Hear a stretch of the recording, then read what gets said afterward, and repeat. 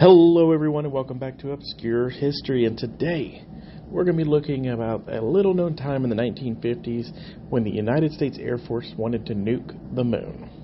Now, a few weeks ago I talked about Project Plowshare, which was the United States usage of nuclear explosives in mining, and this is kind of a continuation. Project A119 was supposed to be a scientific endeavor during the height of the nuclear age that was going to study the effects of nuclear explosions on the moon. Now let's go ahead and look at why anyone thought it'd be a great idea to detonate a nuclear weapon on the moon. Now this whole project comes at the dawn of the nuclear age and the beginnings of the space race between the United States and the Soviet Union. And this was a very one-sided race, with the Soviets launching Sputnik 1 and Sputnik 2 before the United States could even get anything into space. Now, by 1958, when the United States finally got their first satellite into orbit, they began development of a top-secret project. Now, this project was based around research started in 1949 by the Armor Research Foundation, which is based at the Illinois Institute of Technology, and the ARF's initial research was based on the effects of nuclear explosions on the environment.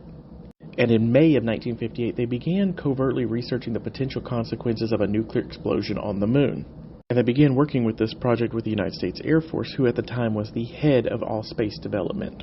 Now, the development of this project coincided with rumors that were circulating at the time that the Soviet Union intended to detonate a hydrogen bomb on the surface of the moon. And as the United States was currently losing the space race, this could not be allowed to take place. So a plan was developed to try and launch a nuclear weapon to the moon. So the plan was basically to use one of the existing rockets at the time that was being developed and launch a very small, low-yield nuke, probably something in the 1.7 kiloton range, which is about a tenth of that of Little Boy, which destroyed the city of Hiroshima.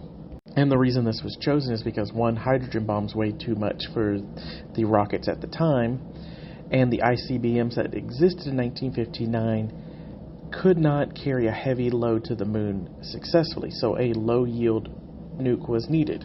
So the idea was to launch this ICBM directly at the moon, and then they targeted different locations. They knew if they launched it at a crater, there was always a potential that the explosion wouldn't be seen as easily, and it would obscure any type of research based on dust explosions that they wanted to conduct. So the area chosen was the terminator or twilight zone of the moon, which is that line between the dark and bright side of the moon. And this was chosen because even during the daytime, the light generated from the explosion would still be able to be seen. Now, less than a year after the inception of the project, it was canceled, and it was canceled for multiple reasons. While it was a morale booster potentially, the fallout from it, and I don't mean just the nuclear fallout, the political fallout from it would have been devastating. This was at a time when tensions were really rising during the Cold War, and so there was always that potential there could be a backlash for this. Additionally, there were still plans to one day place a colony on the moon, and there was unknown effects that this would cause to potential moon colonization. So it was decided at the time to cancel the project less than a year after its inception and just kind of leave it as a feasibility study.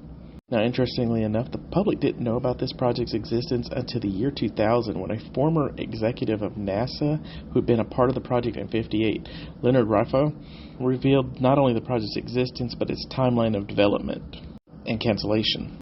Additionally, 10 years later, roughly, it was found that there was a Soviet project, but it had actually started roughly around the same time, not as early as had originally been thought. So we almost had a race to nuke the moon between the United States and the Soviet Union. So there you have it, a quick look at one of the many absolutely obscure projects developed during the Cold War that was supposed to be a scientific venture that really kind of went off the rails and would have resulted in a kind of a morale boost to the United States, showing the force they could project, but was canceled before they could even get it off the ground, thankfully, because I couldn't imagine what that would have led to in the future. We'll in the future talk about the attempt to make a nuclear-powered spaceship, and by that I mean one that used nuclear explosions for propulsion. That's Project Orion, and we'll talk about that in the future.